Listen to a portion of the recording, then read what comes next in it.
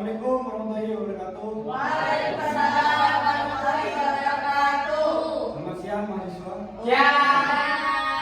Di sini kelompok 5 akan menjelaskan perbedaan seks dan gender serta sistem reproduksi dari sudut pandang seks dan gender. Sebelumnya, perkenalkan di sini saya sebagai moderator dan materi yang akan disampaikan oleh teman-teman.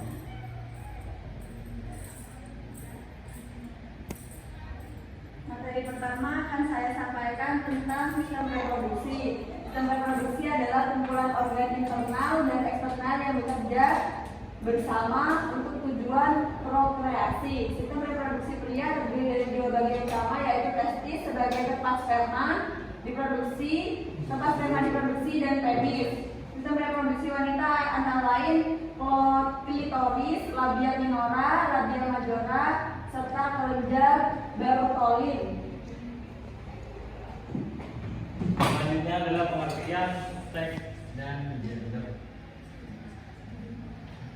Seks bersifat mutlak, sementara gender cenderung tidak. Seks adalah perbedaan biologis seorang laki-laki dan perempuan yang sudah dibawa sejak lahir. Sedangkan gender adalah karakteristik laki-laki dan perempuan yang dibentuk dan dibangun dalam lingkungan sekitar atau masyarakat.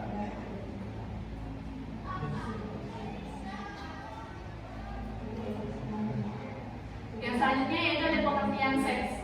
Definisi yang dimaksud dengan seks adalah ciri-ciri anatomi biologi yang membedakan antara laki-laki dan perempuan. Hal ini bersifat kodrati karena itulah yang dikatakan dengan seks, dan seks itu pertama kali membedakan jenis manusia.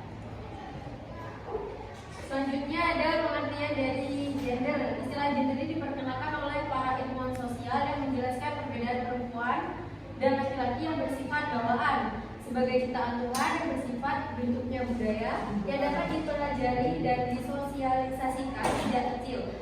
Perbedaan secara biologis antara laki-laki dan dengan perempuan yaitu senantiasa digunakan untuk menentukan dalam relasi gender, seperti pembagian status, hak, peran, dan fungsi di dalam masyarakat.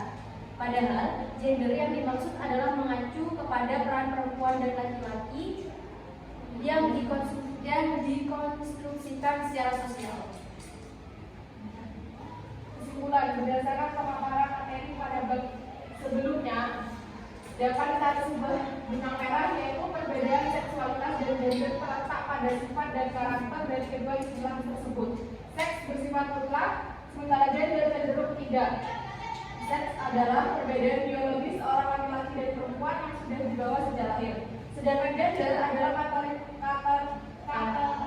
laki-laki dan perempuan yang dibentuk dan dibangun dalam lingkungan sekitar dan masyarakat. Sementara itu yang dimaksud dari sistem reproduksi dari sudut pandang seks yang gender mengacu pada peranan sistem reproduksi dalam kedua istilah tersebut.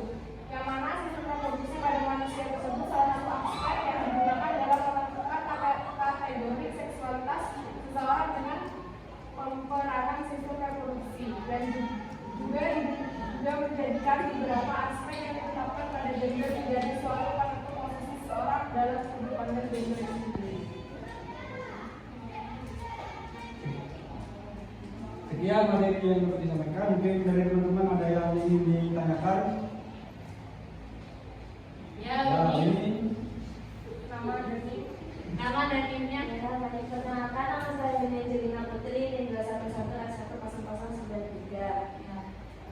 Jadi saya mau bertanya, apa yang menandakan kematangan perkembangan organ reproduksi pada wanita? Baik, mungkin ada lagi? Ya, kakak. Oke, saya juga Latika Pasya, NIM 211-21F-101F-10027. Yang ditanyakan itu, mengapa kesetaraan gender sangat penting dalam kehidupan manusia? Oke, baik, terima kasih. Langsung dijawab apa Iya. tidak? Ya, langsung dijawab.